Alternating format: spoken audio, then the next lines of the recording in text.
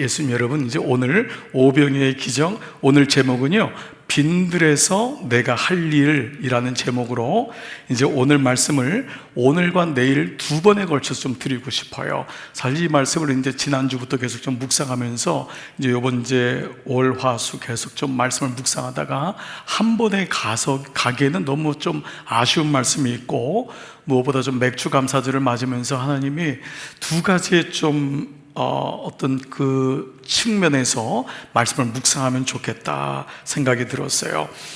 먼저 여러분, 이 오병이어의 기적을 모르는 사람은 아무도 없죠. 이 오병이어의 기적은 사복음서에 다 나와 있어요. 그 정도로 이 말씀은 중요하다는 것이고, 제자들의 마음에 깊이 인식된 거예요. 이 말씀은 너무 중요하다는 것이죠. 복음서마다 강조하는 게 있지만 사복음서는 마태, 마가, 누가, 요한에 다 있다면 너무 중요한 말씀이죠. 무엇보다 영혼만을 위한 말씀, 당연히 이제 영혼에 대한 모든 말씀이지만 육신의 배고픔에 대한 그 무리를 궁히 여기시고 그들을 배불리 먹게 하셨다고 하는 이 말씀은 우리에게 더 가까이 친숙하게 오지요. 이제 이런 가운데 본질적으로 또다시 우리가 좀 기억할 것은, 모든 기적은 누구를 드러낸다고 했죠? 네, 그렇습니다. 이 모든 기적은 예수님을 드러내는 것임을 잊으시면 안 돼요. 그래서 이 모든 말씀이 오늘도 그 기적보다는 표적, 이 표적은 세그니온이란 단어인데, 그 세그니온이 시그널, 바로 이 단어에서 이제 세그니온, 표적이란 말이죠. 기적이란 말을 성경에서 쓰지 않고 표적이란 말을 쓰는데, 표적은 손가락을 의미하기도 해요. 즉, 이 손가락을 따라가면 예수님이 있단 말이죠. 그 표적만 보면 안 되고, 그 표적을 따라가면은 표적을 통해 주시는 예수님이 누구신가, 예수님의 이 원 메시지가 무엇인가를 알 수 있죠. 자, 오늘의 본문도 6장 1절 2절은 이렇게 시작해요. 같이 읽을게요. 시작. 그 후에 예수께서 디베랴의 갈릴리 바다 건너편으로 가시매 큰 무리가 따르니 이는 병자들에게 행하시는 표적을 보았음이로라. 네, 뭐라고 나와 있죠? 표적이란 말이에요. 세그니온, 표적, 시그널. 주님은 이 기적 속으로 우리를 초청하시는 거예요. 그 예수님의 사건 속으로. 그리고 놀라운 거는 그 사건 속에 우리를 구경꾼이나 아니면은 그냥 손님이 아닌 주역으로 그 안에 우리를 세우시는 거예요. 그 안에서 너가 그 문제를 바라보게 하시고 해결함을 받게 하시는 것이죠. 자, 이제 이런 가운데 오늘 오병이어의 기적은 본질적으로 내가 해결할 수 없는 문제를 만났을 때예요. 그 오병이어의 기적은, 주님이 이제 모든 기적이 그렇잖아요. 기적이라는 건 beyond our ability잖아요. 나의 능력을 초월한단 말이에요. 그러니까 이거는 내가 해결할 수 없는 게 기적이잖아요. 주님 도와주세요, 역사해 주세요 말은 본질적으로 내가 해결할 수 없는 문제인데, 오병이어도 당연히 마찬가지겠죠. 그래서 주님은 이 사건을 통해 내가 해결할 수 없는 나병 환자, 백부장, 하인, 가난한 잔치, 모든 기적은 본질적으로 내가 해결할 수 없는 문제를 주님이 해결하신단 말이에요. 그렇죠? 그런데 인생에서, 그러니까 이 접에는 뭐냐 하면, 그 인생에서 만나는 문제를 주님이 어떻게 다루시는가를 보여주는 거죠. 그리고 우리가 그 문제를 만났을 때 당황하지 않고, 우리 인생은 문제의 연속이란 말이에요.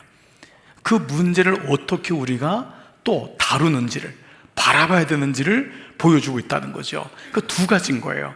주님이 본질적으로 이 일을 이루시지만 우리가 또 그 문제를 어떻게 바라봐야 되는지, 다뤄야 되는지를 이 말씀 곳곳에 숨어져 있음을 보게 됩니다. 그래서 오늘 말씀은요, 먼저 우리가 어떤 문제를 만났을 때 어떻게 이 문제를 바라봐야 되는지, 이게 사실 중요하잖아요.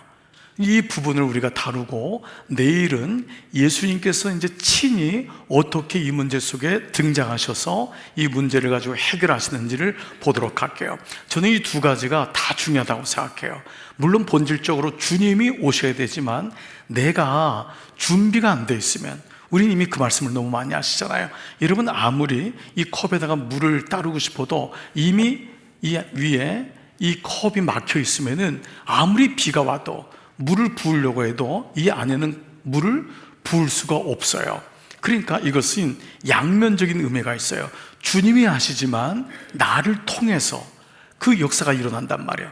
내가 그 주님의 사인을 모르고 주님께 내 마음을 열지 못하고 준비가 안 돼 있으면 하나님의 은혜를 부어주셔도 그걸 모르고 지나갈 때가 너무도 많은 거예요. 여러분, 이런 얘기 많이 나눴잖아요. 하나님 왜 제게는 사람을 안 붙여줘요? 아니요, 붙여줬다니까요. 근데 내가 다 보낸 거예요. 내가 흘려보낸 거예요. 지금도 주님은 계속 붙여주는 거예요. 우리가 주님 나라 갈 때까지 계속 주님은 사인을 주고 붙여주시고 일을 주시고 비전을 주시는데, 내가 준비가 안 돼 있으면 사람을 줬는데도 모르는 거예요. 지나갔는데 모르는 거예요. 여러분, 이런 일들이 실제로 많기 때문에 모든 말씀은 주님이 주시는 놀라운 일임에도 불구하고 양면이 있는 거예요. 그래서 하나님과 내가 더불어 모든 것이 합하여 선을 이루신 줄 믿습니다. 그래서 오늘은 먼저는 제자들에게 이 문제를 어떻게 해결해 나가는지를 보여줘요. 그리고 그 가운데 주님이 내일 등장하시는 거죠. 자, 오늘은 첫 번째, 제자들에게 어떻게 문제를 바라보게 하고 다루시는가. 먼저, 너희가 인생의 문제를 만났을 때 주님이 제자들에게 원하시는 게 뭐냐 하면, 다 같이 시작. 나의 현 주소를 빨리 발견하라. 이렇게 말씀하세요. 주님께서 문제를 줄 때는 문제를 먼저 보지 말라는 거예요. 우리의 굉장히 약점이 뭐냐 하면, 누구든지 그럴 수 있어요. 어려움이 오거나 문제가 오면 문제에 질식돼요. 문제가 크게 보이는 거예요. 그래서 우리는 하나님을 뭐라고 정의했죠? 문제보다 크신 하나님이라 그랬잖아요. 아멘. 여러분, 이게 계속 정의 싸움이에요. 모든 믿음은 데피니션이에요. 그것이 계속 나한테 새겨져야 돼요. 순간 문제가 오면 문제에 눌릴 때마다 우리는 그때마다 인식해야 되는 게, 하나님은 문제보다 크신 분임을 믿습니다, 이거예요. 그러니까 문제를 줄 때, 시험을 줄 때 뭐도 준다 그랬죠? 피할 길도 준다 그랬단 말이에요. 그 문제만 주는 게 아니에요. 피할 길도 주는 거예요. A의 문이 열리면 B 문이 열리는 거예요. 그래서 A 플랜이 닫힐 땐 플랜 B가 있는 거예요. 그러니까 이것을 계속해서 인식하기 때문에 제자들은 먼저 너의 현 주소를, 주님은 너의 현 주소를 빨리 발견하라라고 말씀하세요. 자, 문제 앞에 있는 문제가 아니라 그 순간에 나를 보는 객관적인 관찰이 중요합니다. 그래야지만 내가 그 다음에 낭망할 것인가 주님께로 갈 것인가가 결정됩니다. 자, 이제 오늘 본문이 사복음서에 다 있다 그랬잖아요. 이제 마가복음을 한번 볼게요. 마가복음 6장 35절 한번 볼게요. 때가 저물어 가매 제자들이 예수께 나와 여짜오되 이곳은 빈들이요 날도 저물어 가니. 그러니까 요 본문에서 딴 찬양이 오늘도 찬양할 건데, 날이 저물어 갈 때 빈들에서 거닐 때 그때가 하나님의 때, 이게 바로 요 본문에서 나온 그 복음서인가요. 그 말은 뭐냐 하면, 빈들, 날이 저물어 가는 건 뭐죠? 어떤 경우도 만만치 않은 거예요. 이 사건이, 문제가 떡만 없는 게 아니에요.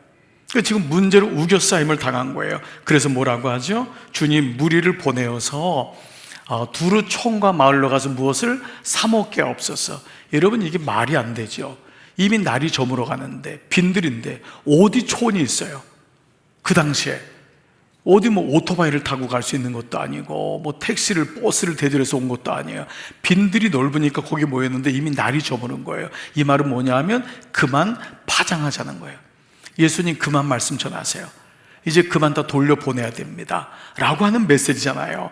그런데 37절에 그 다음 구절에 뭐라고 하죠? 시작. 대답하여 이르시되 너희가 먹을 것을 주라 하시니. 지금 제자들은 뭐죠? 이제 고만하셔야 됩니다. 이제 이 사람들 어떻게 합니까? 이제 흩어지게 해야 됩니다 라고 하는데, 주님이 너희가 먹을 것을 주라고 해요. 예수님은 오히려 제자들에게 문제를 던져요. 너희가 줘라. 이거 정말 황당한 질문 아닙니까? 대답 아닙니까? 그러니까 이 남자만 몇 명이라고 했죠? 5,000명이에요. 당시의 여인과 아이들은 숫자에 이게 넘버링이 안 된단 말이에요. 그러니까 남자만 5,000명이면 좋게 2만 명이 넘는다, 모든 주석학자들은 생각하는 거죠. 그러니까 이 많은 사람들을 어떻게 먹여요? 예수님은 너희가 먹을 걸 주라는 거예요. 그러자 대뜸 30절 마가복음의 버전이에요. 그 다음 구절이 여짜오되 우리가 가서 200데나리온 떡을 사다 먹으리까? 200데나리온이면 데나리온은 한 사람의 노동자 1인 그 월급이거든요. 그 시간 뭐라 그러죠? 급여거든요. 그러니까 하루 일당이 10만 원이라고 하면 200단으로는 2천만 원의 떡을 사는 거예요.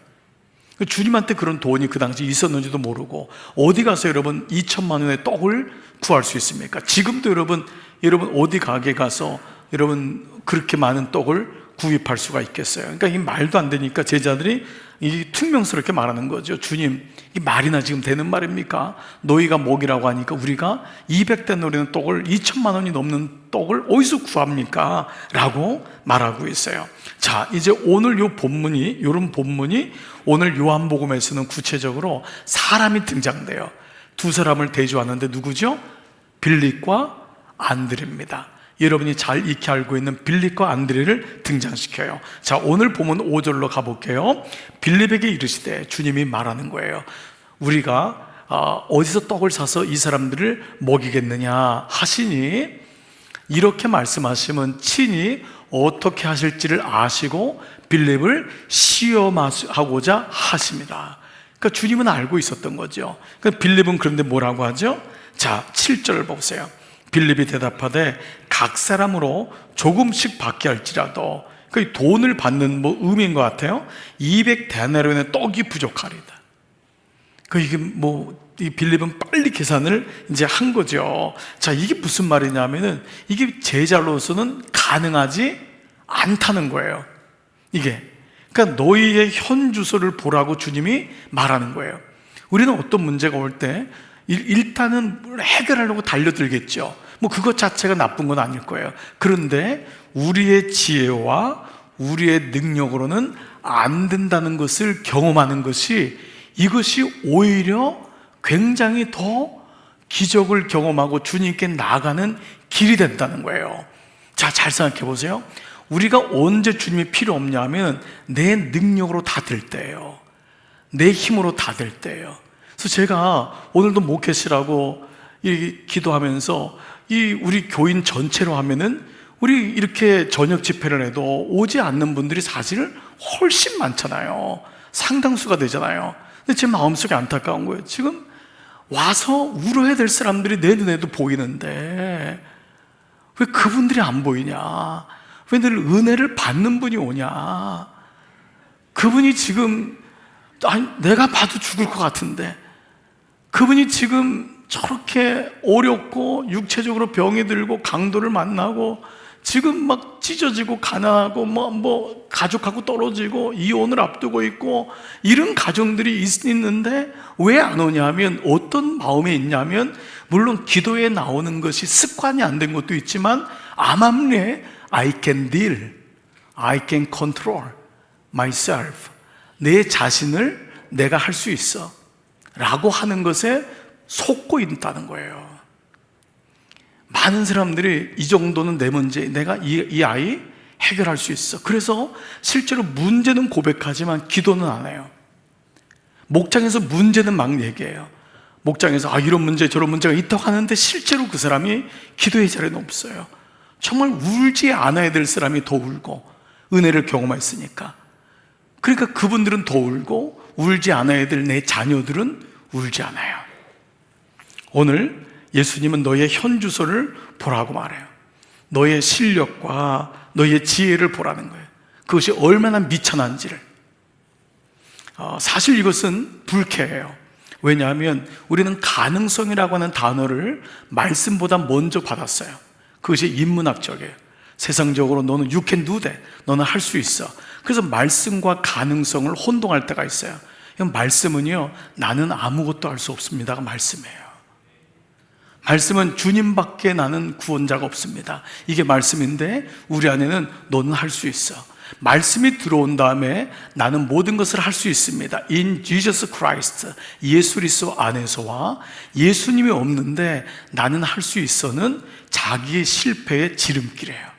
이게 마귀가 주는 아주 놀라운 계략 중에 하나입니다. 그래서 많은 그리스도인들에게 기도를 통과하지 않아도, 하나님께 엎드리지 않아도 너 문제는 너의 의지적인 결단으로 해결할 수 있어 라고 하는 메시지를 계속 들어요. 우리 자녀들, 아이들이 그런 메시지를 선생님으로부터나 세상으로부터 많이 듣죠. TV에 나오는 모든 메시지가 뭐죠? You can do that. 너 할 수 있어. 근데 그것을 할 수 있는 것이 아닙니다. 그래서 우리의 지혜나 우리의 능력의 미천함을 보라고 하면 화가 나요. 불쾌한 거예요. 왜 나를 자꾸 저하시키지? 라고 생각합니다. 어떤 사람은 아픔이 돼요. 왜냐하면 자신을 직시하는 게 정직하지 않으면 어려워요. 나의 실력 없음을. 그런데 이것이 기적의 첫 번째 단추가 되는 줄 믿습니다. 이거예요. 그 사람이 기도해요. 어떤 사람이 간절히 기도하냐면 나는 할 수 없어요. 나는 아무것도 아니에요. 그 어린아이 같다가 그겁니다. 아이가 되지 말고 뭐죠? 어정쩡하게 아이가 되는 거예요. 나 할 수 있어. 그렇게 엄마 아빠 없으면 살 수 없이 그렇게 눈을 두리번거리던 아이가 어느 날 엄마 아빠가 필요 없는 거예요. 문에다가 들어오지 마. 접근 금지. 그게 아이들이 커가는 거예요. 그런데 정말 어린아이 같이 되라는 건 뭐죠? 나는 매 순간마다 주님 없으면 살 수가 없습니다. 주님 저를 지켜주세요. 주님 보호해주세요. 이게 우리가 어린아이가 되지 말고 어린아이가 되자라고 하는 두 가지의 패러다임이었잖아요. 자, 여러분 야곱을 봐보세요. 우리가 야곱에 대한 말씀을 이번에도 또 우리가 같이 묵상했지만 에서가 칼잡이 400명을 데리고 온다는 소식을 듣게 되죠. 그래서 아내를 먼저, 또 자식들도 자기가 낳은 자식은 맨 뒤에다 세우고 이런 아주 파렴치한 짓을 하죠. 그런데 그때 그는 비로소 자신의 현 주소를 보게 되죠.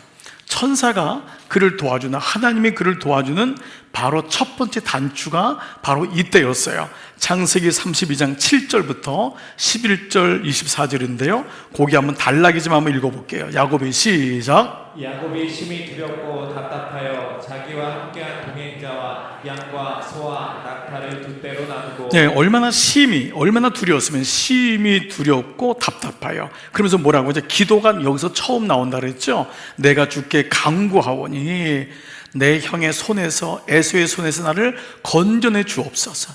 이게 야곱이 기도 안 했던 사람이 자기가 할 수 있는 게 아무것도 없는 거예요. 형 에서가 400명의 칼잡이를 데리고 온다니까 비로소 엎드리게 됩니다. 그러면서 뭐예요? 내가 그를 두려워하면 그가 와서 내 처자들을 다 죽일까 겁이 나기 때문입니다. 그랬더니 드디어 야곱이 어떻게 하죠? 홀로 남은 거예요. 다 보내고 주님과 대면하가 되는 야복강에서 천사하고 싸우는 바로 이 장면을 우리가 경험하게 되죠. 자기가 자기의 실력을 보게 되는 시간이 하나님을 만나는 시간이 되는 거죠. 베드로를 보십시오. 예수님 베드로에게 뭐라 그러죠? 너 나를 부인할 거다 라고 했더니 뭐라고 해요? 마태복음 26장 33절. 우리가 이 말씀을 통해 보는 게 참 소중해요. 베드로가 대답해 이르되 다 같이 시작. 모두 주를 버릴지라도 나는 결코 버리지 않겠나이다. 이렇게 호언장담했는데 주님 뭐라 그래요? 내가 진실로 내게 이르노니 이렇게 될 거라 사실이라는 거예요. 오늘 밤 다 굴기 전에 내가 나를 몇 번이요? 3번 나를 부인하리라. 한 번도 아니고, 그것도 어린 여자아이 종 앞에서 나중엔 주님을 저주까지 하잖아요. 그냥 부인한 게 아니라 그 이런 모습을 통해 베드로가 뒤집어지는 거예요.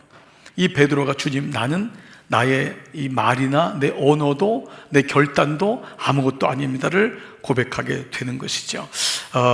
한 시어머니가 어느 날 그동안 그렇게 오랫동안 기도했던 며느리를 그 주일날 교회에 데리고 나왔대요. 얼마나 오랫동안 기도했겠어요. 그리고 예배드리면서도 얼마나 마음이 간절했겠어요. 주님 은혜 받게 해주세요. 은혜 받게 해주세요. 예배를 다 마친 다음에 돌아가는 길에서 차에서 물은 거예요. 차 안에서. 얘야, 오늘 예배 어땠니? 그 시어머니는 너무 궁금한 거예요. 본인 너무 은혜가 됐고, 그러니까 이 며느리의 답을 기다리는데, 그래 은혜 많이 받았지? 라고 했더니 이 며느리가 툭 하면서 하는 말이 뭐 에어컨도 잘 안 나오는 것 같고, 툭 하면서 하는 말이 너무 사람이 많아요. 복잡해요. 목사님 설교가 너무 길고요. 뭐 무슨 말인지도 모르겠고요. 뭐 찬양대도 너무 실력도 없는 것 같고요. 안내위원은 이렇게 불친절하고요. 주차할 때부터 봐서 보세요. 사람들 표정 보세요. 뭐 이러면서 얘기하는 거예요. 다 그냥 그 순간에 다 이걸 쏟아부으니까 시어머니 마음이 무너지는 겁니다. 그러면서 한 말이 뭐예요? 얘야, 나는 우리 교회를 30년 다니면서 주님만 바라보아도 시간이 부족했는데 너는 짧은 시간에 참 많이도 봤구나. 그러니까 언제 우리 마음이 사실 주님 앞에 겸손해지냔 말이죠. 저는 여러분 몇 번 말씀드린 대로 저는 이제 아이가 태어나면서 좀 아픔을 좀 경험했잖아요. 그때도 제가 알았어요. 내가 낳은 아버지지만 아이한테 해줄 수 있는 게 아무것도 없구나 라는 것을 깨달았어요. 이게 뭐 병원에 간다고 해결되는 것도 아니고, 그때 뭐 그 시간이 기도하는 시간이라는 거 알게 됐죠. 그러다가 이제 어느 날 제가 이제 분당으로 이제 오게 돼서 이제 부목회자 이제 시절을 겪게 됐는데, 아이가 4살 때 체육대회 때 이 계단이 높으니까 아이가 어리니까 다리가 짧잖아요. 이 계단을 올라가다가 이게 넘어진 거예요. 그래서 이 이마가 쭉 찢어진 거예요. 근데 이제 우리 교회끼리 하는 말이 있습니다. 우리 교인들 애는 다치면 안 되지만 목회자들 애는 좀 다쳐도 돼요. 그래서 우리끼리 하는 말이, 누가 다쳤냐면 그때도 장 목사님 아이가 다쳤습니다 했더니 담임 목사님이 야 다행이다 야. 그 얘기를 듣고 애가 막 피투성이가 된 거예요. 그걸 안고 이제 그 분당 차병원에 그 당시 막 애를 데려간 거예요. 그리고 애가 4살이니까 이게 전신 마취가 안 되니까 이걸 이제 국소 마취라는데 빨리 꿰매야 되는데, 이 응급실에는 이 의사분이 이렇게 정의사가 아니라 그 누가 있죠?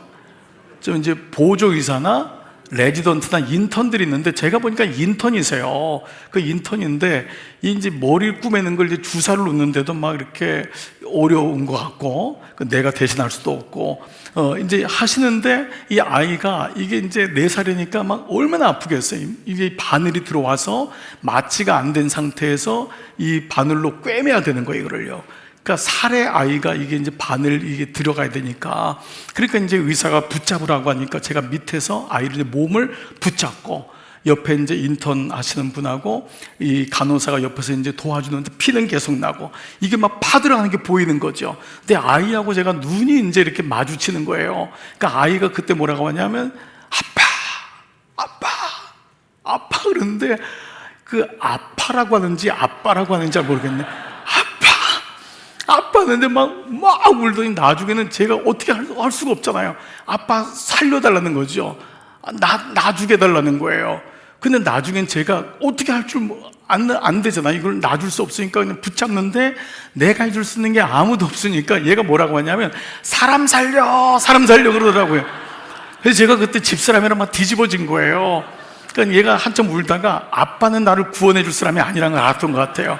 그러니까 4살짜리가 어디서 뭐 영화를 봤는지 만화를 봤는지 사람 살려 그러니까 거기 인턴도 웃고 간호사도 웃고, 그래서 막 뒤집어졌던 경험이 있어요. 근데 그때 그 장면을 잊을 수가 없는 거예요. 내가 아이를 붙잡고 있지만 내가 해줄 수 있는 게 아무것도 없더라고요. 정말 그 아이의 그 살레에 막 그냥 그 바늘이 들어가서 몇 번을 꽤 많이 찢었어요. 이거를 몇 번을 10여 방울을 그냥 꾸매는데도 해줄 수 있는 게 아무것도 없다고 하는 그 무력감. 근데 그때 알았던 거예요. 그게 나의 현주소인 거예요. 다시 깨달은 거예요. 이 아이의 부모는 내가 아니구나, 하나님이시구나. 이 아이를 하나님께 올려드리고, 이것은 내가 먼저 깨닫지 않으면 내가 모든 걸 아이를 위해 해줄 수 있다는 생각이 드는 거예요. 여러분 영적으로도 보세요. 오늘 주님이 제자들에게 먼저 이 문제를 던지는 거예요. 그리고 뭐죠? 너의 현주소를 빨리 파악하라는 거예요. 여러분 항복은요 빨리 해야 돼요. 믿음이란 거는 늦게까지 가면 안 돼요. 하나님이 나를 붙잡고 콧둘레로 딱 묶었는데 이거를 안 갖게 또 버티면 막 피투성이가 되는 거예요. 그게 순종이에요. 주님, 나는 아무것도 아닙니다. 나는 아무것도 할 수가 없습니다. 나는 어린아이처럼 주님만 바라봅니다. 이게 순전한 신앙인데, 많은 사람들이 맞은 다음에 알아요. 깨어지고 큰 문제가 생기면 비로소 주님 앞에 달려가는데, 그때도 여러분 항복하지 않는 분들이 의외로 많습니다. 이게 인간의 모습입니다. 정말 항복하는 건 하나님의 은혜입니다. 야곱의 말씀이 왜 우리에게 은혜가 되냐면, 야곱이 항복했다는 건 모든 사람이 항복했다는 게 아니에요. 야곱 같은 인생의 항복함으로 우리에게 항복이 얼마나 어려운지도 보여주게 되고, 그러나 그때 하나님의 구원의 역사, 기적의 역사가 시작된다는 것을 보여주고 있어요. 사랑하는 여러분, 문제가 올 때 기적의 첫 단추는 나의 현 주소를 빨리 인식하는 것입니다. 주님, 나는 실력이 없습니다. 나는 능력이 없습니다. 나는 이 아이를 어떻게 해줄 수 없습니다. 하나님, 나는 내 스스로가 병을 고칠 수 없습니다. 그 순간 주님 앞에 엎드리는 역사가 일어날 줄 믿습니다. 그때 기도가 깊어지는 거예요. 주님 살려주세요. 주님 도와주세요. 그때 간절함이 일어나는 것입니다. 간절함이 없으면 절대 기도는 깊어지지 않습니다. 소리가 나오지도 않아요. 오늘 첫 번째, 여러분 다시 말씀이 여러분에게 들리시기를 축복합니다. 두 번째는요, 주님께로 가지고 오라는 말씀이에요. 보통 이렇게 자신의 현 주소를 발견한 후에는 두 가지 모습이 나와요. 말씀드린 대로 보통 낙심이나 아니면은 계속해서 주님과 줄다리기를 하는 거죠. 마음이 떨어졌지만 고집이 세가지고 주님 앞에 나가지 않다거나 아니면 스스로가 너무 문제 속에 그냥 붕괴돼가지고, 이것도 낙심이죠.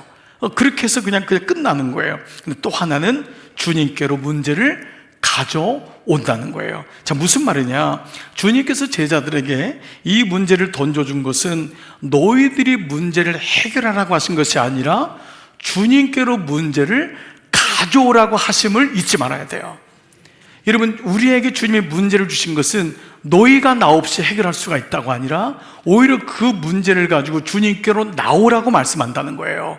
그러니까 문제가 만날 때마다 우리 마음속에 또 다른 답이 계속해서 나오는 것이, 그것 때문에 불안해하거나 낙심하거나 아니면 주저앉는 것이 아니라 그 문제를 주님께로 가져 나오는 것, 여러분 이것이 은혜인 줄 믿습니다.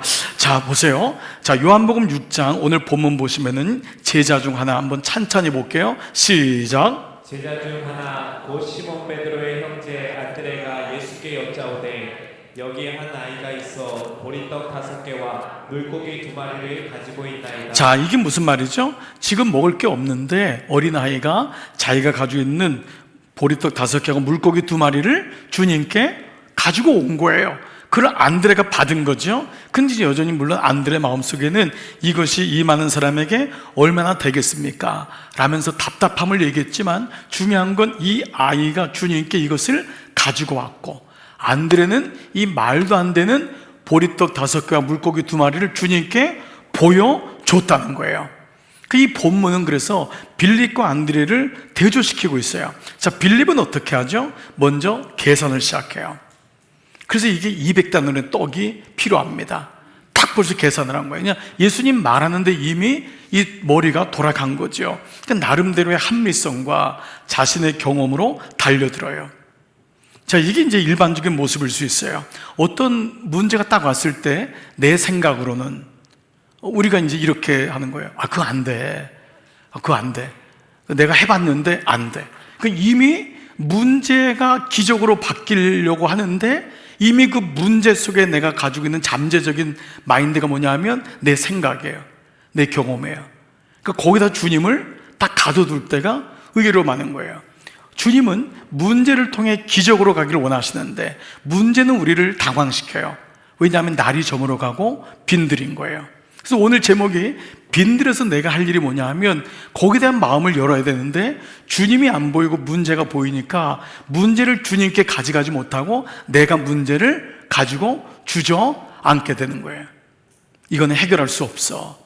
이거는 나에게는 역부족이야 라는 것입니다. 그게 빌립의 모습이에요. 그런데 안드레는 무리 가운데서 일어난 최선을 보게 되는데 그 최선이 너무 연약했죠. 아이가 가지고 온 보리떡 5개와 물고기 2마리였어요. 그리고 안드레는 부끄러웠지만 그 최선을 주님의 손 위에 올려 들여놓았던 거예요. 이게 두 번째예요. 그러니까 결국은 오늘 빌립과 안드레를 비교하는 것은 만약 우리가 빌립이라면 그 문제나 어떤 상황 속에서 그저 주저앉는 것으로 끝나는 거예요. 내 머리로 해봤더니 안 되는 거예요. 근데 내가 만약 안드레라면 내가 가지고 있는 가장 작은 최선일지라도 그것을 가지고 주님께로 나는 가지고 가는가라는 거예요. 여러분 이분 혹시 아시는 분이 있을지 모르겠어요. 오래된 한 100여 년 전 분인데 바로 설교의 황태자라고 불린 찰스 스펄전 목사님이에요. 영국 런던에서 목회했던 분인데 이 당시 굉장한 부흥이 일어났던 거, 1800년도 후반부터 1900년도 초니까 오래된 일이에요. 이분은 이후에 엄청난 부흥을 경험한 목사님이었지만 당시 영국도 너무 그 산업혁명이 일어나면서 빈부의 격차가 컸기 때문에 고아들이 엄청나게 많이 만들어졌습니다. 그래서 대부분의 목사님들은 고아 사역을 시작해요. 우리나라도 그랬잖아요. 50년대 60년대 대부분 목회자들이 고아 사역, 이 먹이는 사역을 많이 했는데, 그러니까 이분도 처음에 힘든 고아들, 집을 이루거나 부모가 없는 아이들을 위해서 이렇게 사역을 하다 보니까 300파운드 정도가, 한 120년 전이니까 300파운드는 오늘날로 하면 굉장히 큰 돈입니다. 이 파운드가 필요하다는 게 생각이 드는 거예요. 그래서 모든 집회, 친구들 동원하고 아는 후원자들에게 편지를 쓰면서 300파운드를 모으게 됐어요. 엄청난 일이 일어난 거예요. 자, 그렇게 아주 열심히 해가지고 300파운드를 모았는데, 모은 그 다 모금이 된 순간에 스펄전 목사님에게 어떤 마음의 감동이 왔냐면, 똑같이 고아 사역을 하고 있는, 여러분 들어보셨나요? 5만 번 기도 응답받은 조지 뮬러. 이분은 독일 계통인데 영국에서 사역했던 이 스펄전 목사님의 친구입니다. 이분이 본격적으로, 이분은 더 스펄전 목사님보다 고아에 대한 마음이 더 깊었어요. 그래서 그 친구가 생각이 나는 거예요. 성령님께서 어떤 마음을 주냐면, 그래, 너 조지 물러, 너 친구 기억하지? 그 친구에게 이 300파운드를 갖다 주렴. 이 마음에 감동이 일어난 거예요. 자, 여러분 같으면 어떻게 할까요? 고개를 막 흔들면서, 이거 주님 잘못 말씀하시는 겁니다. 이거 무슨 말씀합니까? 여러분이 기껏해가지고 막 후원자에게 300파운드를 얻었는데, 그 감동을 나니까 처음에는 스펄전 목사님이 짜증이 났대요. 화가 난 거예요. 아니, 하나님, 내가 이렇게 다 기껏 모았는데 왜 그 친구한테 갖다 줘야 돼요? 근데도 계속 성령께서 가지고 가라, 그 이 마음이 생긴 거예요. 그래서 이 스펄전 목사님이 이 목회하는 데는 브리스톨이라는 곳에서 목회하고 있었는데, 그 거리를 간 거예요. 300파운드를 손에 쥐고 불편한 마음을 가지고 성령의 감동 때문에 간 거예요. 가면서도 만약에 조지 물러 목사님이 좀 안 좋은 모습이 보이거나 좀 아닌 것 같으면은 이제 안 주고 싶은 마음이 있었겠죠. 근데 갔는데 조지 물러 목사님이 안 나오는 거예요. 안 나오는데 들어가서 봤더니 성전의 앞에서 기도하는데 뭐 울면서 너무 간절하게 말하면서 고아에 대한 마음을 가지고 기도하는데, 뒤에서 서 있는 자기가 너무 부끄러운 거예요. 자기는 이렇게 기도한 적이 없거든. 고아들을 먹이겠다고 하는 마음은 있었지만 내 친구인 조지 물러 목사처럼 저렇게 마음을 가지고 강대상에서 머리를 박으면서 하나님께 울면서 저 고아들에게 돈이 없으면 안 됩니다, 먹을 게 없습니다 라고 하는 마음을 주면서 두 말 없이 그 자기 친구인 조지 물러가 나오자마자 하나님이 줬어 그러면서 줬고, 이 스펄전 목사님이 그냥 성격이 굉장히 좀 괴팍한 그런 분이 있나 봐요. 그러면서 돌아오면서 이분이 엉엉 울었어요. 그리고 그날 일기에다가 뭐라고 썼냐면, 나는 계산하고 일하고 있었는데 내 친구는 주님께 올려드리고 있었다. 이게 그의 일기예요. 나는 계산하고 일하고 있었는데 내 친구는 주님께 올려드리고 있었다. 그 뒤에 스펄전 목사님의 삶의 기도의 영역이 달라졌어요. 스펄전 목사님은 워낙 많은 사람을 알고 있었고 당시 워낙 설교도 잘했기 때문에 얼마든지 모금할 수 있는 능력이 있었어요. 그런데 조지 물러 목사님은 변호사 출신이었는데 그가 나중에 고아들을 위한 게 됐는데, 변호사 치고는 너무 말주변도 없었고, 근데 그가 은혜를 받으면서 할 수 있는 건 기도밖에 없었거든요. 하나님이 그 마음을 스펄전에게 줬고, 그 사건을 통한 스펄전은 기도하는 사람으로 변하기 시작했어요. 그렇습니다. 일의 크고 작음의 문제가 아닙니다. 모든 일을 주님께 올려드리는 마음. 두 번째가 뭐라 그랬죠? 주님께로 가지고 오라는 거예요. 아멘. 우리가 묵상했던 시편, 우리 요 이사야 묵상하기 전에 1편부터 12편, 우리가 15편까지 묵상했잖아요. 7편의 말씀에 다윗이 쓴 시가 있어요. 한번 1편 1절 2절 한번 읽어볼게요. 시작. 여호와 내 하나님이여, 내가 주께 피하오니 나를 쫓아오는 모든 자들에게서 나를 구원하여 주소서. 건져낼 자가 없으면 그들이 사자같이 나를 찢고 뜯을까 하나이다. 자, 이거 보통 이런 기도문이 많이 있어요. 이 탄원시거든요. 그러니까 다윗은 내가 주님께 피해요. 주님, 나를 쫓아오는 자들에게 나를 구원해 주세요. 주님, 나를 구하지 않으면 그들이 사자같이 나를 찢고 뜯을까 난 죽을 것 같습니다. 이제 이 말이잖아요. 굉장히 번역을 시적으로 표현했지만 마음을 알겠죠. 근데 시편 7편의 표제어가, 여러분 성경에 보면 그 표제어가 나오잖아요. 그 표제가 이렇게 나왔어요. 다윗의 시가연. 이게 무슨 말이에요? 이거는 여기밖에 나오지 않아요. 하박국에 요랑 비슷한 어원이 나오는데, 이 시가원이라는 말은 이 샤가라는 말의 히브리 음역이에요. 이 히브리어인데, 이 샤가가 뭐냐면은 불안하다, 흔들리다, 당황하다, 이 뜻이에요. 그러니까 불안할 때 쓴 시가 시가온이라고 하는 시의 어떤 그런 형태로 학자들은 이제 얘기해요. 요거밖에 없으니까. 여러분, 우리가 시가연이란 말 처음 들어보셨죠? 표제에 나오는 거예요. 시가연은 바로 샤가에서 나온 불안하다, 당황하다, 어쩔 줄 모르다, 흔들리다. 그러니까 이 말대로 한다면 다윗이 이 시를 썼을 때 어떤 심정이었는지를 알게 되죠. 그 탄원신 거예요. 근데 더 놀라운 건 뭐냐면 베냐민인 굿이에요. 이게 무슨 말이냐면 베냐민은 사울 왕의 지파거든요. 근데 다윗은 이때 이미 왕이 됐어요. 사울 왕은 죽었어요. 근데 그 사울 왕의 베냐민 지파의 굿이가 얼마나 말을 독하게 하는지, 그 말을 듣고 너무 살이 떨려서 너무 불안하고 너무 당황해서 쓴 시가 시편 7편이에요. 여러분, 다윗은 얼마든지 왕이었기 때문에 이미 사울왕도 죽었고 요나단도 없잖아요. 요나단도 죽었잖아요. 그러니까 얼마든지 이 사람, 씨가 잃은 굿이 잃은 사람 죽일 수 있는 거예요. 그런데 그는 그걸 선택하지 않고 뭐죠? 주님께로 오는 거예요. 사람하고 문제가 부닥쳐서 얼마든지 저 사람에게 면박도 주고 저가 아무것도 아니야, 지가 뭐라고. 그런데 그는, 다윗은 뭐죠? 이 굿이의 말을 듣고 너무 당황스러운데 그를 죽이거나 그에 대해서 원망이 아니라 그 문제를 주님께로 가져가요. 이게 시편 7편이에요. 그래서 우리가 지난 주일날 시편 12편의 말씀의 마지막 절에도 어떤 말씀이 나오죠? 주님께서 우리를 지켜주십시오. 이거는 우리는 공동체라 해서 우리나라를, 우리 교회를 지켜주세요. 지금부터 영원까지 우리를 지켜주세요. 나를 도와주소서. 여러분, 이게 자기가 진짜 왕이 아님을 알았던 거죠. 사랑하는 여러분, 문제가 있다는 것은 제자들에게 지금 뭐라고 하는 거죠? 그 문제를 가지고 내게로 나오라고 하는 거예요. 여러분, 첫 번째, 문제 앞에서 내가 해야 될 것은 그 문제 앞에서 나를 직면하는 거예요. 내가 실력이 없음을, 나의 현주소, 나를 인식하는 거예요.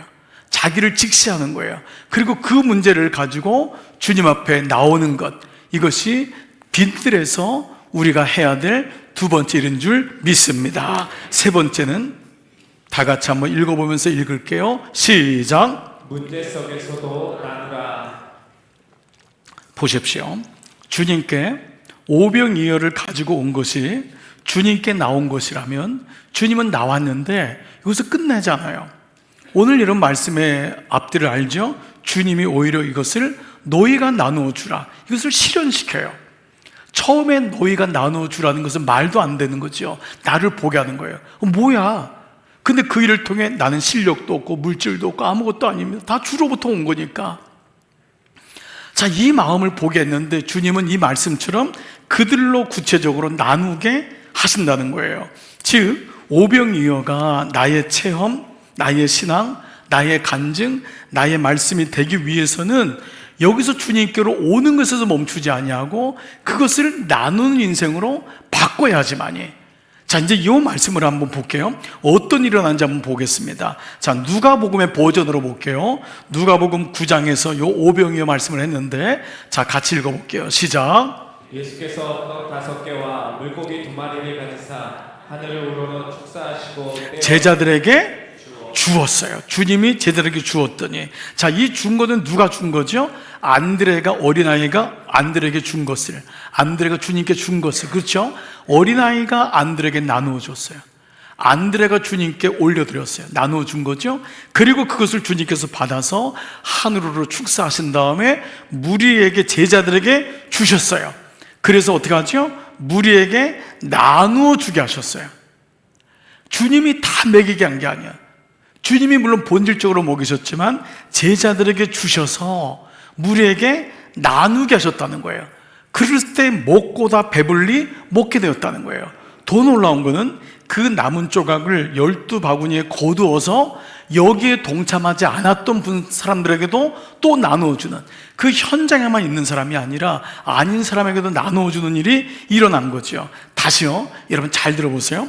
어린아이가 예수님께 나누고, 그걸 먼저 안드레겠죠. 안드레가 주님께 가지고 문제를 올려드리고, 예수님이 제자들에게 나누고, 제자들이 무리들에게 나누고, 12광주리가 또 다른 사람에게 나누게 된 줄 믿습니다. 자, 어마어마한 기적이 일어났어요.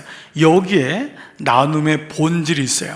아이가 가져온 것은 아이에게도 사실 부족한 거였어요. 넉넉한 게 아니에요. 우리가 생각할 땐 아이가 오병이 오니까 괜찮은데 라고 하지만 이거는 아주 가난한 자의 식탁, 도시락의 샘플입니다. 왜냐하면 여기 나온 물고기 2마리는 여러분 우리 말씀 나눴죠? 옵사리온이라는 뜻을 가지고 있다고 했어요. 여기 나오는 옵사리온이야. 이 옵사리온, 성경에는 물고기가 여러 종류가 나오는데 옵사리온이란 뭐냐면 찢긴 물고기예요. 그물에 찢겨가지고, 그것도 촘촘한 그물이기 때문에 작은 생선이에요. 근데 그 찢긴 거예요. 상품의 가능성이 없어요. 내다 팔 수 없기 때문에 버려진 것을 가난한 사람들이 갖다가 그거를 도시락으로 만든 게 옵사리온이에요. 즉 이것은 충분하지 않아요. 그러니까 이 물고기 2마리는 아주 작은 멸우치 같은 생선이라는 것을 우리가 연상하게 돼요.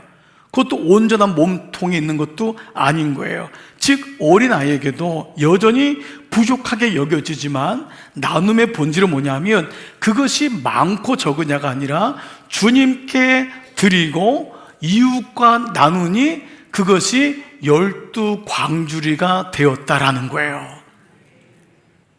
나눔의 본질은 여기 있어요. 이 구절과 굉장히 대조되는 구약의 말씀이 엘리야 때 있었던 이런 사건입니다. 이스라엘의 죄악으로 수년 동안 비도 오지 아니하고 이슬도 멈췄던 그때에 하나님은 엘리야에게 시돈이라고 하는 곳에 가서 사르밧, 시돈에 속한 사르밧이라고 하는 작은 마을로 들어가라고 말씀하세요. 그러면 그곳에서 과부된 자가, 그곳에서 한 여인이 너에게 음식을 가져다 줄 거다 말씀합니다. 엘리야가 순종해서 갔더니 실제로 사르밧에 남편을 잃고 아이 하나를 기르고 있는 과부를 만나게 됩니다. 근데 이제 엘리야는 하나님께 음성을 들었기 때문에 그에게 떡 한 조각을 가져오라고 얘기를 하게 되죠. 그러자 이 여인이 뭐라고 합니까? 나에게 있는 것은 밀가루 조금 한 주먹만 있고 기름 조금 있어서 나와 내 아들이 먹고 이제는 죽을까 합니다. 그게 남은 거예요. 그러니까 떡 한 조각도 만들 수 없는 게 그냥 밀가루 조금과 그 기름 몇 방울이 있는 거예요. 그 종지에 뭐 담겨져 있었겠죠. 자, 그런데 이 사르밧 과부가 어떻게 하죠? 순종해요.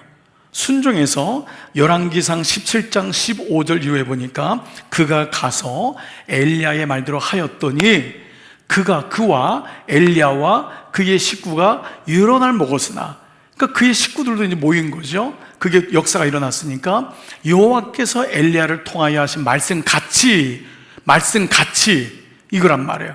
엘리야라고, 여러분 무슨 자기가 선지자라고 죽을까 하는 사람에게 가서 떡을 달라고 하는 이런 염치없는 사람이 어디 있어요? 여러분 정말 이 말씀도 옛날에 잘못해가지고 주의 종에 가서 달라고 하면 무조건 줘야 된다, 이런 말씀이 아니잖아요. 그러니까 이 말씀도 이 사르밧 과부의 입장인데 이 말씀인 거예요. 엘리야도 보면은 너무 작은 건데 그는 그 하나님 말씀대로 그 여인에게 얘기할 수밖에 없었고, 그 여인은 그 말씀에 순종하여 밀가루 한 주먹밖에 없고 기름 몇 방울이면 자기하고 아들하고 떡 한 조각 만들어서 죽을까 하는 것밖에 안 되는데 그거를 그 말씀을 통해 순종했더니 엘리야를 통해 하신 말씀같이 통의 가루가 시작 떨어지지 아니하고 병의 기름이 없어지지 아니한지라. 크게 한번 아멘 합시다. 할렐루야.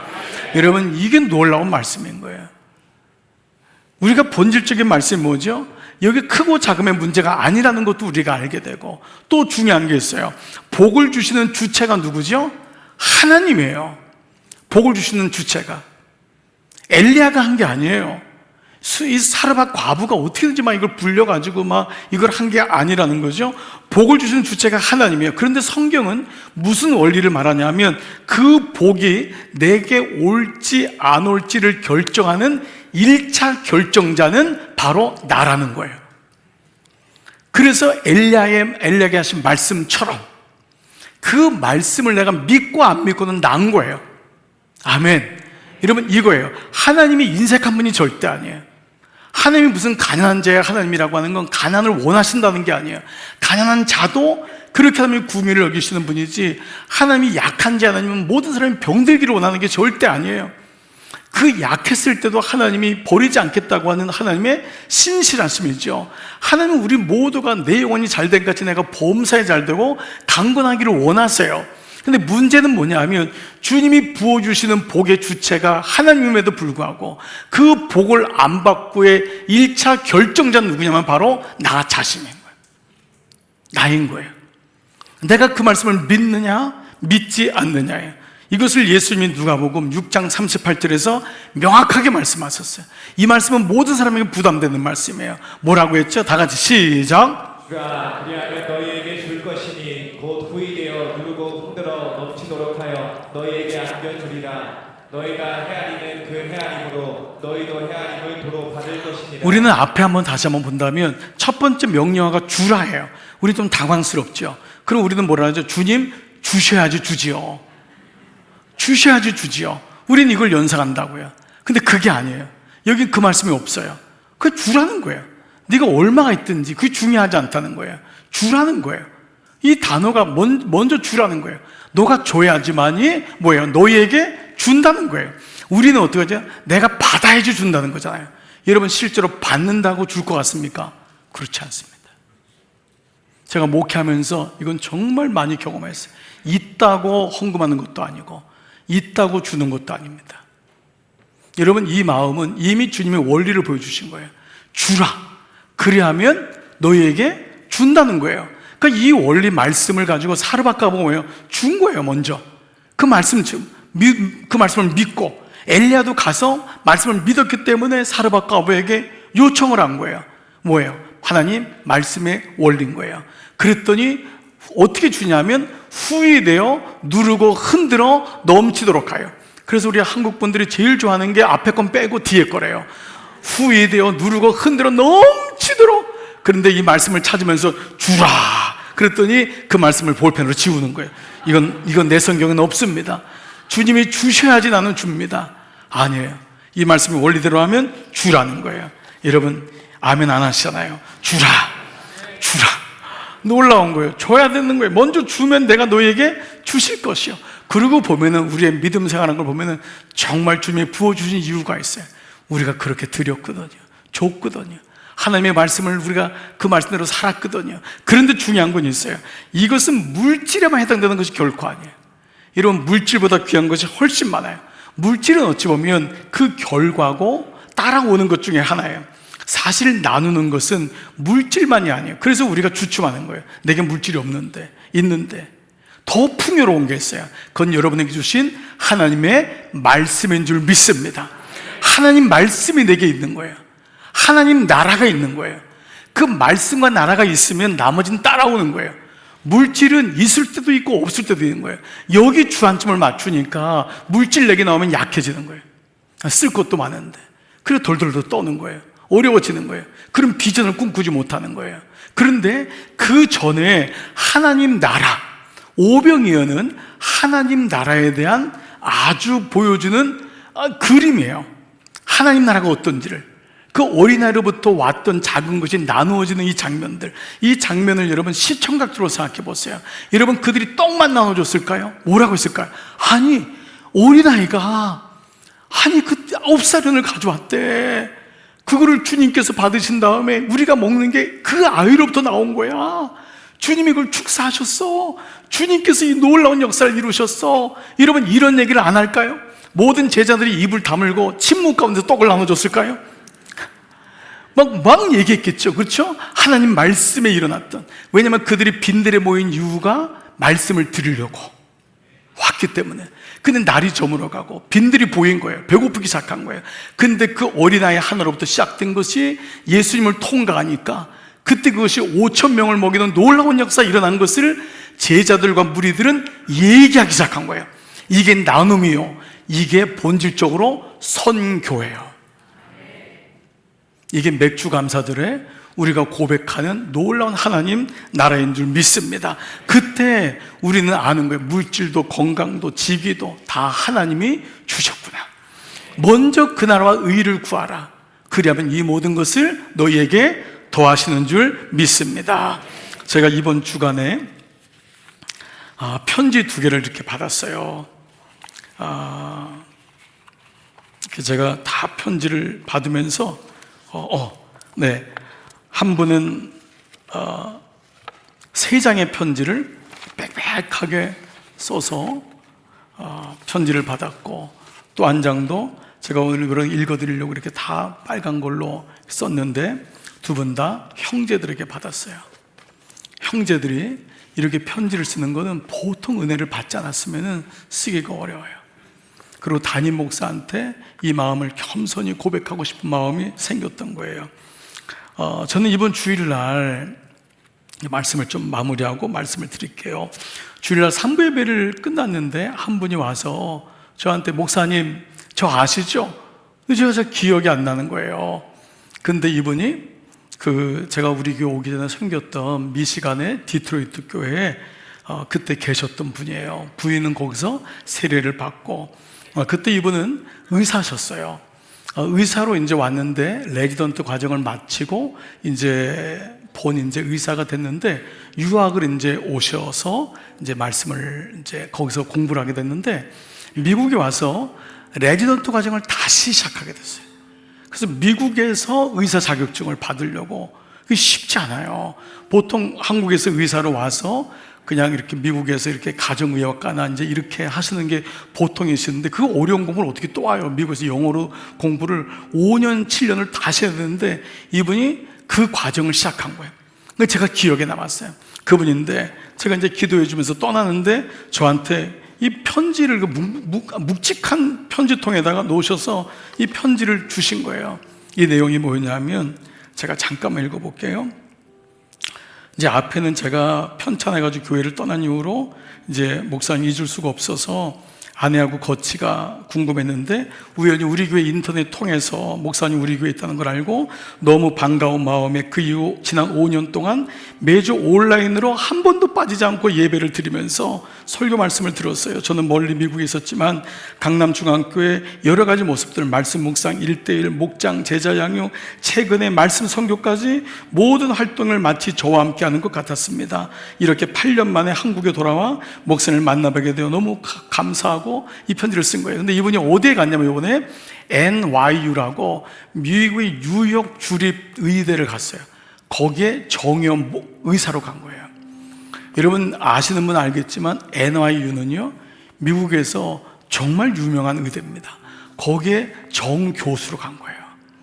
하나님이 지난 8년을 이분을 얼마나 축복해 주는지. 근데 그 지난 8년을 쓴 거예요. 목사에게 꼭 전하고 싶은 얘기가 있습니다. 미국의 이민원으로 힘든 타지 생활 속에서 가정을 이끌고 저희의 신앙이 이토록 이렇게 자라게 된 것은 오직 하나님의 은혜였고, 때마다 하나님께서 목사님을 통해 주시는 하나님 말씀이었기 때문이었습니다. 그 말씀을 통해 이분은 지난 8년을 이길 수 있었다는 거예요. 제가 한국에서 고달픈 삶을 떠나 가족도 지인도 없는 미시간 땅에서 다시 의학 공부를 시작할 때 그 첫 주일 목사님의 설교를 들었는데, 당시 저는 성경도 읽지 않고 그저 하나님을 믿는다라는 명제만으로 교회만 다니는 사람이었어요. 그날 제가 들은 목사님 첫 설교의 키워드는 광야였습니다. 얼마나 울었는지요. 내가 광야에 있구나. 자기를 본 거예요. 내가 광야에 있구나. 그렇게 미시간에서 10년이 흘렀습니다. 미국 사회에 적응, 저의 커리어, 아이들의 교육, 그 미시간의 10년은 광야였습니다. 그리고 이제 이렇게 출애굽, 광야, 가나안이라는 하나님의 도표를 드디어 보게 되었고, 그렇게 때마다 정확하게 주신 하나님 말씀을 바탕으로 이것이 이루어지는구나. 물론 단순히 지리적인 이동이 아니고 그 과정들을 통해 저는 매일 잠자리에 들기 전 이 바쁜 의사가요, 매일마다 성경을 보고 아침 일어나 묵상을 하고 기도를 하면서 하루를 시작하고, 강남중학교의 모든 온라인 예배를 다 드리면서 함께 지어져가는 것을 경험했다는 거예요. 여러분, 놀랍지 않습니까? 저는 이분이 NY 대학교의 교수가 되고 의사가 됐다는 게 이게 놀라운 게 아니라, 이분이 매일마다 자기 전에 하나님 말씀을 묵상하고 아침에 일어나서 눈을 뜨면 예배를 드리고 기도하고, 이 모습인 거예요.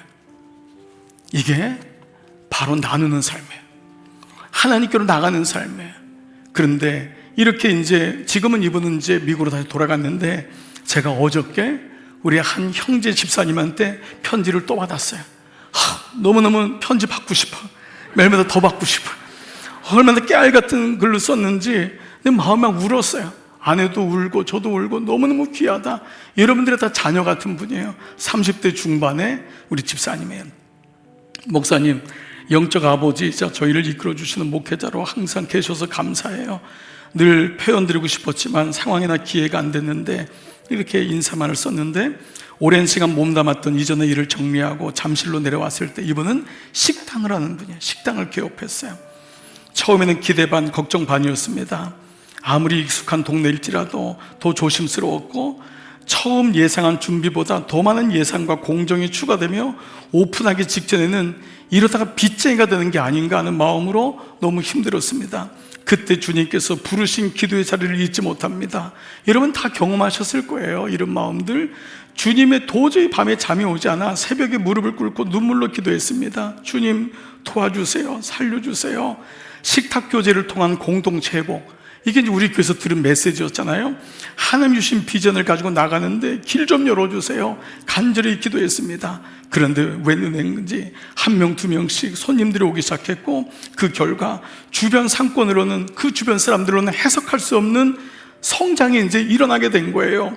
아직 계속 지켜봐야 되지만 제게는 좋은 운영적, 재정적 결과보다도 주님께서 나를 불쌍히 계신다는 것, 이 마음이 너무 컸고, 제가 주님 앞에 순종으로 나갔을 때 저를 주님이 그렇게 긍휼히 여기시는구나라는 마음을 받았어요.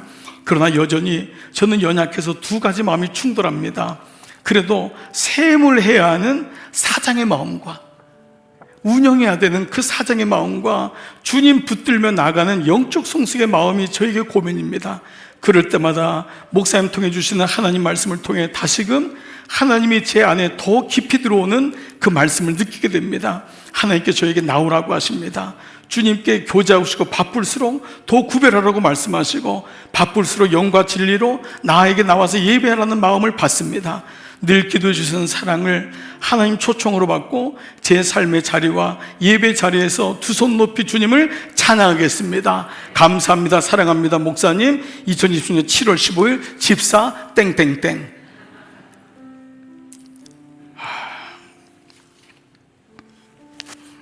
여러분, 뭐가 잘 돼서 안 돼서가 아니고, 오늘 이 마음이 우리 삶의 말씀을 나누는 삶 아니겠습니까? 사랑하는 여러분, 이게 우리의 삶의 선교입니다. 그렇습니다. 오늘 여러분이 이러한 다 믿음의 여정을 걷고 있으리라 믿습니다. 오병이를 통해 내가 해야 될 것이 있습니다. 오늘 세 가지를 나누었습니다. 주님, 저는 아무 실력이 없습니다. 제 능력이 아니었습니다. 저를 날마다 직시하게 해주세요. 그리고 그 문제가 있을 때마다 저는 문제를 주님께 가져가겠습니다. 저 혼자 깔고 뭉기거나, 저 혼자 실망하고, 저 혼자 안 된다고 포기하지 않고 주님께 가져가겠습니다. 그리고 주님, 그 문제를 가지고 주님께 문제가 있지만 나누겠습니다. 하나님 말씀을 나누고, 하나님 나라를 나누고, 내 언어를 나누고, 내 성품을 나누고, 물질을 나누고, 시간을 나누고, 그렇게 나누는 인생을 살겠습니다. 오늘 여러분, 이것이 오늘 우리에게 주시는 메시지입니다. 사랑하는 여러분, 오늘 이 마음이 여러분 안에 다시 새겨지기를 축복합니다. 그리고 이 밤에도 이 마음 가지고 여러분 다시금 승리하는 여러분 되시기를 축복합니다.